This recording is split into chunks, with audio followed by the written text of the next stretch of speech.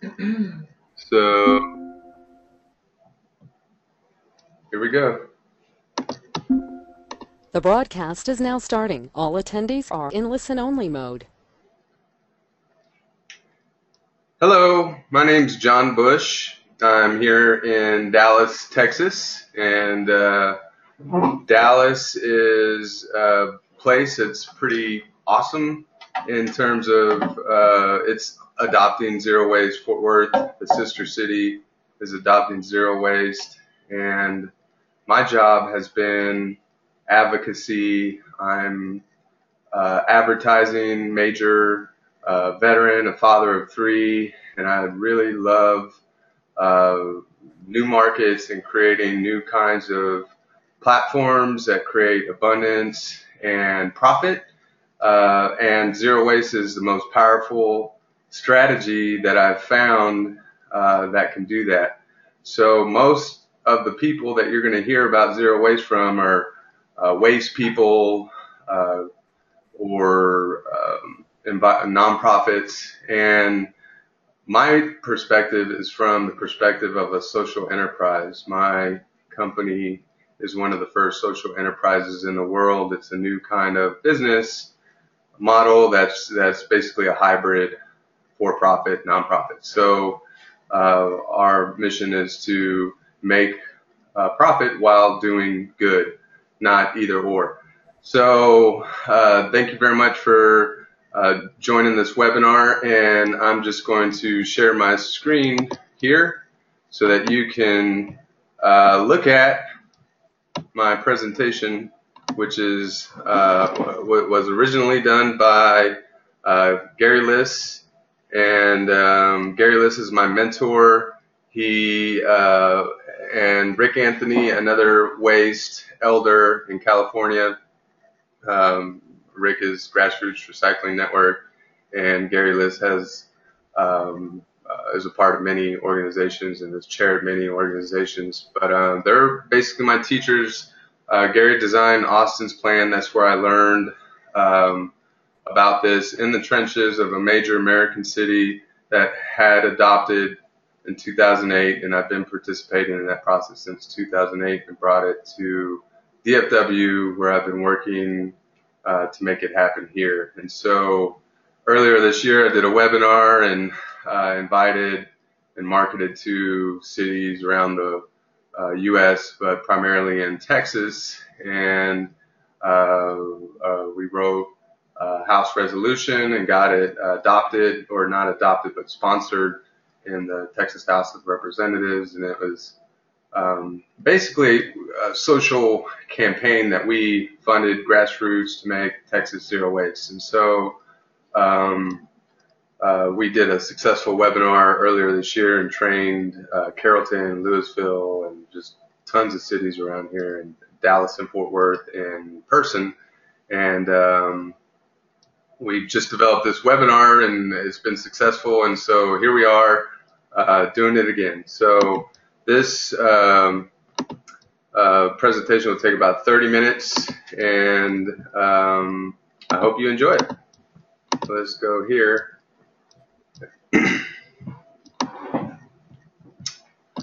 So I'm going to just stop showing my screen so we can focus on, show my screen, and then webcam, stop my webcam. Okay, so now we can focus on my presentation. Again, my name is John Bush. This is my website, Zero Waste Advocacy. The original author is my mentor, Gary Liss. This is the zero waste economy. Basically, it's designing for the environment, not the dump. It's all about clean production. This is greener than green. This is how nature works, so we call it clean, and it's a word that's not polarized politically. So that helped us to get this state resolution in the door earlier this year by just using the right words. It's about producer responsibility. For instance, making batteries and that are corrosive and bad for the environment, and the producer needs to take those batteries back and be responsible for the disposal. Resource recovery parks are what will be replacing landfills. There's a couple in the world right now. There's kind of a space race who's going to be able to do it in America, right? And zero waste is all about jobs, changing the rules, shifting subsidies, and mimicking nature. So here's the definition of zero waste. Zero waste is a goal that's ethical, economical, efficient, and visionary to guide people in changing their lifestyles and practices to emulate sustainable natural cycles. And it means designing things systematically and eliminating the volume and toxicity of waste and materials. We don't want to waste any resources. We want to conserve and recover all of them and not burn or bury them. Burning's bad. And the reason burning's bad is because when you burn resources, they're gone forever. And zero waste is really based on reuse, which creates a whole lot more jobs than recycling. I'll get to there in a minute, but basically it was really hard to get everybody to agree on what zero waste is, because you can have like an oil economy advocate say that they're doing zero waste when they're burning everything, and just the people in the world that have been doing this have decided and agreed on the definition, and it does not include burying or burning. So you can go get this definition at SIA.org /standards. That's a Zero Waste International Alliance. They have pretty much best practices, because some people do try to hijack conversations and use them for their agendas, which sometimes are burning resources rather than reusing them. So opportunities, zero waste is the fastest and most cost-effective way that smart cities can contribute to climate change, local sustainability, health improvement, creating jobs, and disaster preparedness. Not to mention, tax base and profits for small businesses, which I need to make sure that is included. Zero waste is based on, it has a hierarchy. Here it is. It's reducing first, then reusing, composting, and recycling. So we want to reduce our waste first. So you want to take a Tupperware container to McDonald's next time and just have them throw the burger in your Tupperware. That's reducing. Reuse is not recycling. It's actually more powerful, and it's changing something, into something else. So recycling is like palletizing a bunch of metal, melting it down, and creating ingots. Reuse is taking that metal and making a giant metal sculpture, art installation, or remanufacturing it somehow. So compost is pretty self-explanatory, but here's the hierarchy: reduce first, reuse second, compost, recycle. So the reason you want to reuse over everything else is indicated here. It creates 75 to 250 jobs to the 10 recycling jobs, or 4 composting jobs, or 1 landfill job. And this per 10,000 tons of solid waste. So how does it work? Well, here's an example of a typical coffee situation. Coffee is usually wasted at Starbucks or whatever. It could be used to grow mushrooms. So here's an example of a closed loop ecosystem. These are all different business models, and we're using mushrooms to grow, or spent coffee grains to grow mushrooms and get biogas and all kinds of other things. So instead of just throwing it away, there's all these other opportunities. Zero waste businesses have saved money. They're pretty much leading the way. There's more data for businesses than there is for cities because cities are so big. General Motors saved 2 billion years last year. Sierra Nevada Brewing Company saved $1 million, and the Mariners Stadium saved $3 million. So it's $1 million to $1 billion strategy that businesses are adopting that's working for them. So cities started doing it, and they're saving money too. And you save the most money by reducing, and you save the next amount of money by reusing. So the rates have to be structured right, though. So that's why you need a plan done by an expert like Gary or Rick Anthony. I am in training, and I'm just kind of apprenticing with them at this juncture. So I'm more the advocacy and bullhorn for the trainings, and I do the marketing, but I do plan on doing the plans eventually for cities, and I'm excited about that opportunity. So this is an environmental stewardship strategy as well. Landfills are one of the largest sources of greenhouse gases. Methane is 21 to 72 times more potent than carbon. So I'll give you an example here in Dallas. One of these municipalities was about to build a kids' soccer field on their old landfill, and there's definitely methane emitting from there, and it's all these times more toxic than carbon. And this city was literally about to send kids to play there. So there's just a real disconnect on this stuff, and there needs to be some advocacy and some training so we can do it right, create jobs, and not have our children playing in fumes. So 71 tons upstream for every ton of solid waste. That means that for every ton of waste that we make or that we throw away, it actually took 71 tons of waste to make that 1 ton. So I have this picture here in the corner of Wasteberg, and that's because most of Wasteberg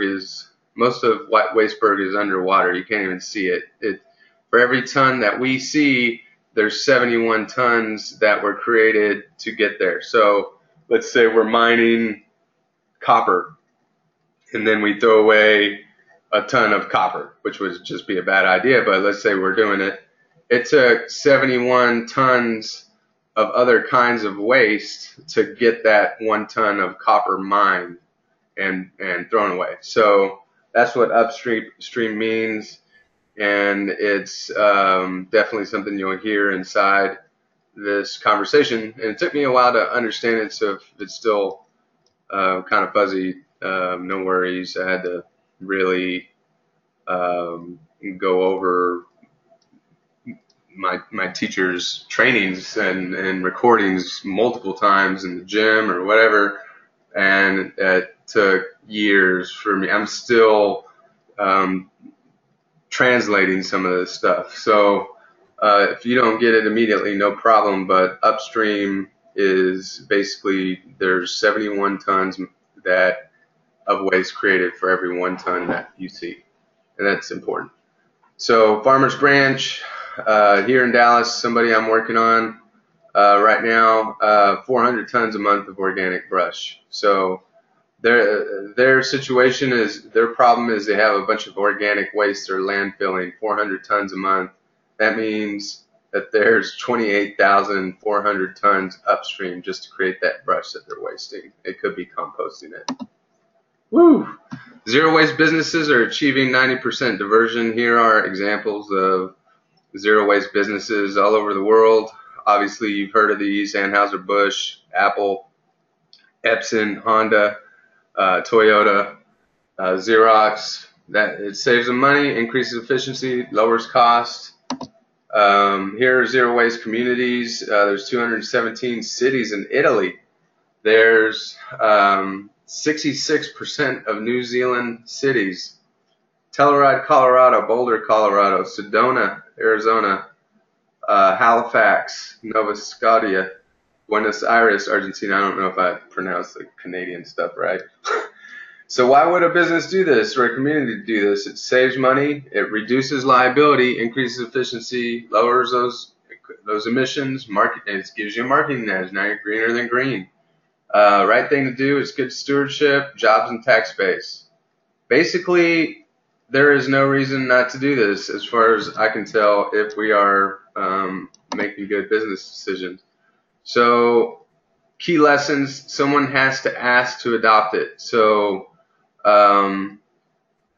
someone in the community needs to take the leadership and ask the community to adopt it. So sometimes there's task force, or when a government hears about it, they go, okay, and they create a task force, and that's because somebody asked for it, and they go, well, let's look into this, and then the task force looks into it, and they go, oh, this makes sense, and then they include it as a goal in their plans. So ask to adopt zero waste as a goal and return with a plan within 6 months to 1 year as a goal. Connect to other problems.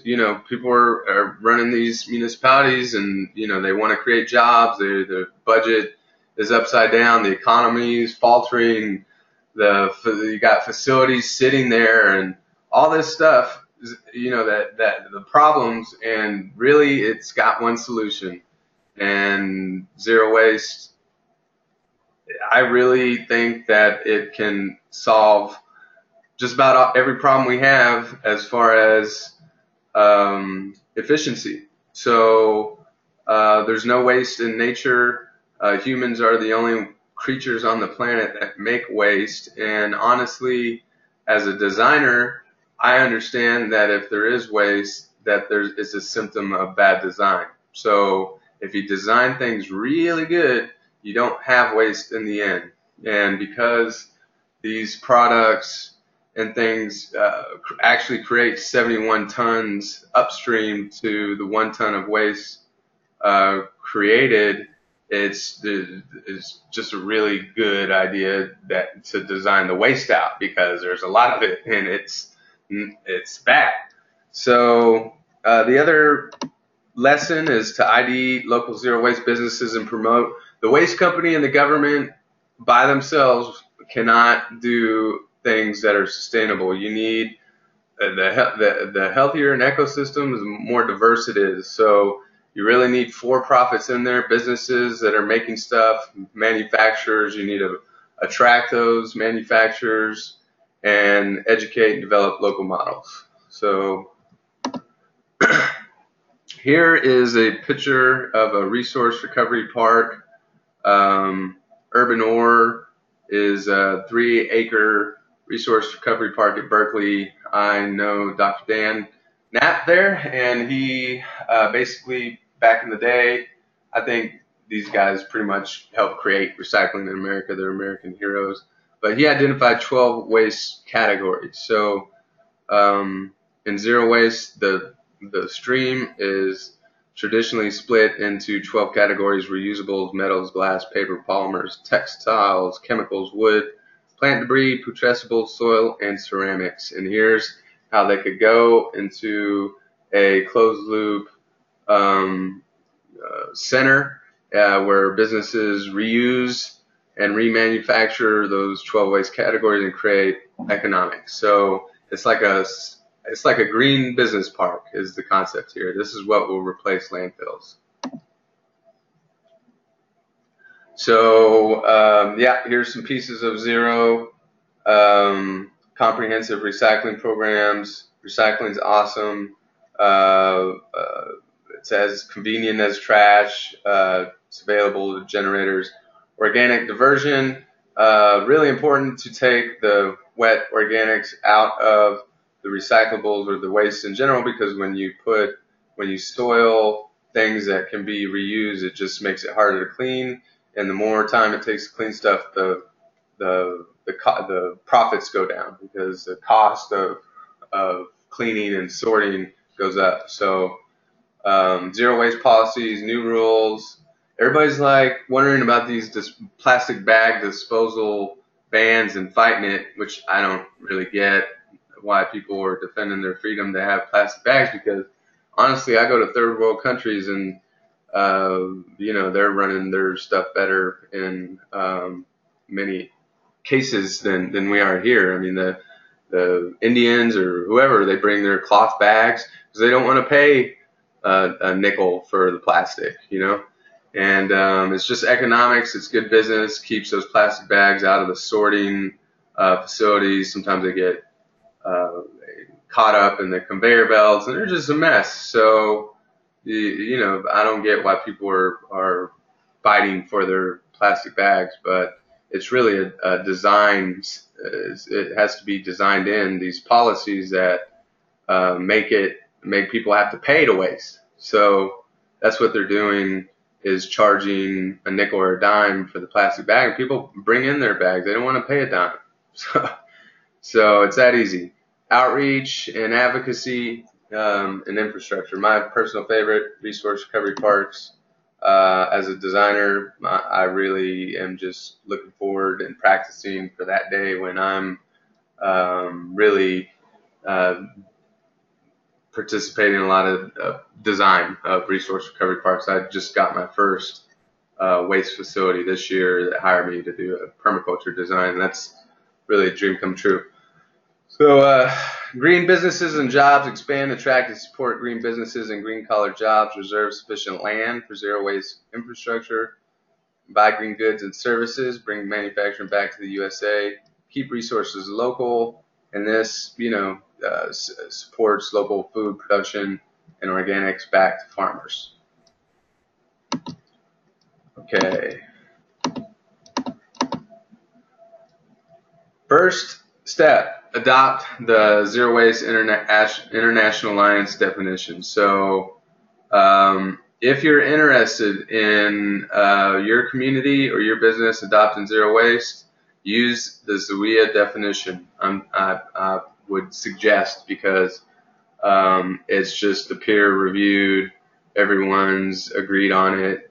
And if you go outside that, you might get, for example, I learned about zero waste and presented one of these resource recovery parks to a county, and had one of my clients there as an energy company. They brought a tire gasifier to the presentation. I didn't know that gasifying tires was bad. I just had this client that did solar, and they told me it was cool. So, I brought them to the presentation. Next thing you know, I got Texas Campaign for the Environment going for my jugular, and saying, I'm an evil entity that's trying to create burners. So, not going to talk about Texas Campaign for the Environment and whether or not that was justified, or but bottom line is there are organizations that will come for your jugular if you go things. If you're trying to do something sustainable, or saying it's sustainable and doing it in a way that's already been decided not to be sustainable, people will call you on it. And a lot of times those people are nonprofit activists with nothing better to do.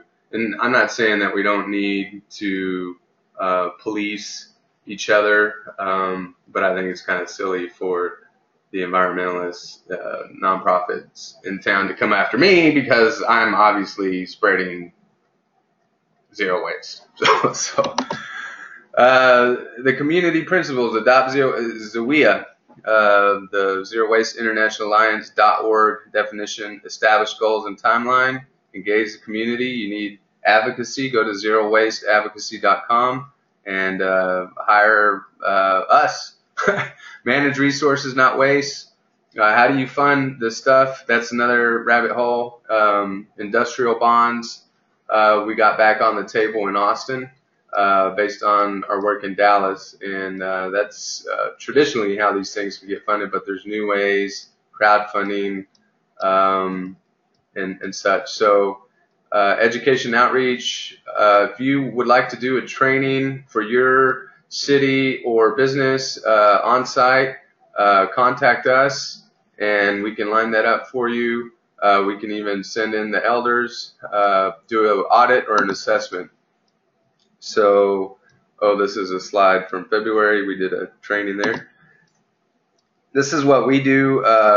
I'm I'm an entrepreneur, like I mentioned. I'm about to hit 10 years doing this.